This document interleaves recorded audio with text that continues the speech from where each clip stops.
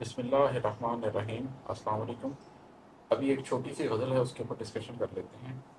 یہ ہے کہ تلاش رزق میں مارا پھرا ہوں، تلاش رزق میں مارا پھرا ہوں، سگے دنیا ہوں آوارہ پھرا ہوں۔ یہ جو ہمارے شکم کی آگ ہے نا، جو ہمیں دنیا میں دوڑائی پھرتی ہے، اس کے حوالے سے شعر ہے۔ بلکہ مجھے ایک اور شعر یاد آ رہا ہے، افتخار عارف کا بڑا خوبصورت شعر ہے کہ شکم کی آگ لیے پھر رہی ہے شہر بشہر، سگے زمانہ ہیں ہم کیا ہماری ہجرت کیا۔ کہ ہم تو زمانے کے کتے ہیں، ہم کیا اور ہماری ہجرت کیا، ہمیں تو شکم کی آگ لے کے پھر رہی ہے شہر بشہر، ایک جگہ سے دوسری جگہ لے کر پھر رہی ہے۔ ایک ضمیر جعفری کا بھی اس معنی میں بڑا خوبصورت شعر ہے کہ شکم نے دل کی حقیقت بھی کھول دیا، پھر مقام رزق سے آگے کوئی مقام نہیں۔ وہ دل کی حقیقت کھول کے رکھ دیتے ہیں لوگوں کے جو روزگار کے غم میں۔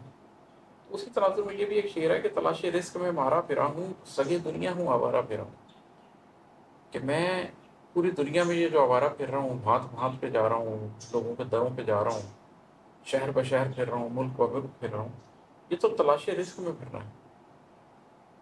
لیکن اگر کسی شخص کا اندر زندہ ہو تو اسے یہ بات پتہ ہونی چاہیے کہ ہجرتیں تو دل کے لیے نہیں، ہجرتیں تو دل کے لیے کی جاتی ہیں، قلب کے لیے کی جاتی ہیں، ہجرتیں تو دین کے لیے کی جاتی ہیں۔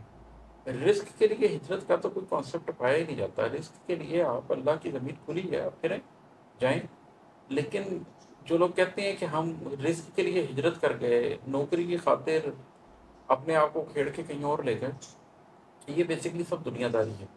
اور اس میں کسی کو کرٹیسائز نہیں کر رہا، یہ ہم سب کرتے ہیں۔ میں بھی ایک زمانے میں اپنی زندگی کے ساتھ یہی کرتا رہا ہوں کہ جہاں رزق لے گیا وہاں چلے گئے، سوائے اس کے کہ سیلری کون زیادہ دے رہا ہے، کوئی مقصد نہیں تھا کہ کہاں نوکری کرنی ہے، سوائے اس کے کہ کہاں زیادہ منافع ہوگا، کوئی مقصد نہیں تھا کہ کیا کاروبار کرنا ہے۔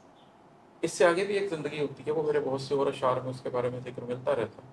لیکن زندگی کا ایک فیز ہے جس کا میں آپ کو حوالہ دے رہا ہوں کہ تلاش رزق میں مارا پھرا ہوں، سگے دنیا ہوں آوارہ پھرا ہوں۔